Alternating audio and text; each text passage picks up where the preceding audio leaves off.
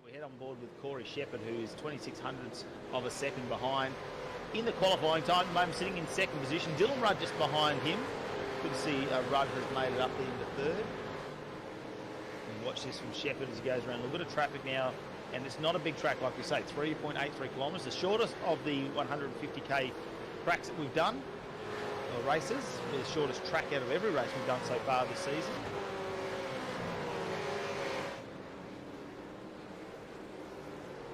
So the Mr. Antenna Ford Mustang, there we go. That's another tricky point there. You sort of slide the car in, don't you? And just got to hold on to it. Doesn't go too far. So much traffic, and it looks like Shepherd pulls in. Maybe looking for some fresh air there to see if he can improve in that time. He's pretty used to starting alongside James Scott, though, Norrie.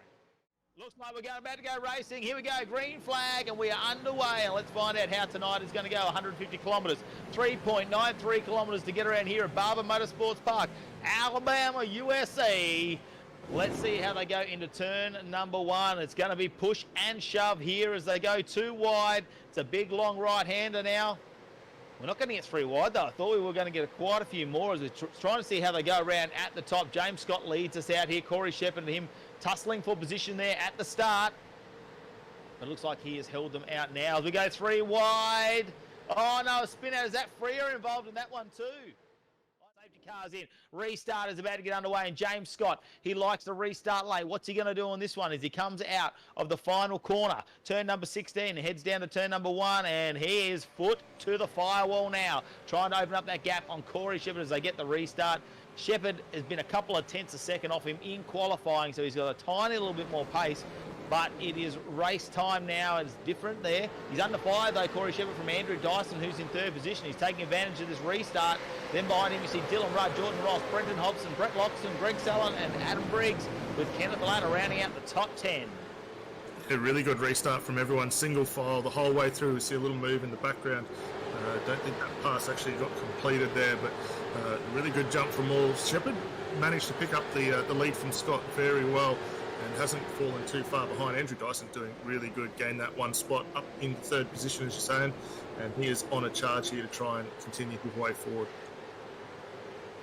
Yeah, so Kenneth Latta, like you say, 3 positions up into 10th at the moment. Stovall's another one, is a couple of positions up. He's back in 12th with Damien Johnson just between those two. Brian Borg has actually dropped a position back to 13, so he's struggling a little bit tonight. A lot of movement to do, especially if you've been under a bit of duress today. So good to see, though, he could still make the race here for Barber Motorsport Park. And you can see on the back of James Scott's Logitech G Altus Esports Commodore there with Corey Shepherd chasing him down as we look at the previous lap times. 6 and 7 won't matter because they were safety car. Even lap 5, the safety car coming out. We'll go back to lap number 4, and you can see Shepherd was half a second slower than James Scott. So definitely pacey again for James Scott. Hopefully we can see Corey Shepherd put a bit more pressure on him later on in this race. Corey Shepherd pitting, and Brendan Hobson going with him. It's a tricky pit entry, isn't it? There, do you reckon he grabbed some handbrake? It almost looked like a handbrake entry, like I was at the drifting again. Sideways into the pit set for Corey Shepherd. So he is in. James Scott is not. Choosing to stay out there and try. Corey Shepherd is in and out. Scratch that, Matty. James Scott is now pitting. Of course. Corey Shepherd just used a little bit. He gets right over that curve in the Mr. Antenna Mustang. And he'll be trying to come around as fast as he can because James Scott is in the pit, and this is where the race is for 1 and 2. Jordan Ross is going to take your race lead. Sorry? Jordan Ross is going to take your race lead. He's not pitting. Jordan Ross doing another lap. He's really going to push it. Maybe he's hoping for a safety car. A lot of people going to be coming out of pit exit. There we go. The 143 car in the lead now with Brett Loxton behind.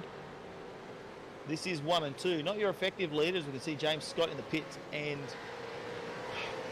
Corey Shepherd is coming around, but James Scott is out. I think James Scott will get out of there in front, will he?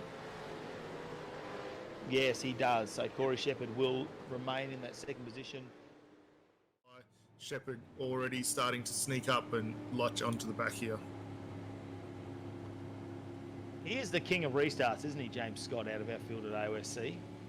He knows exactly when and where he wants to take off.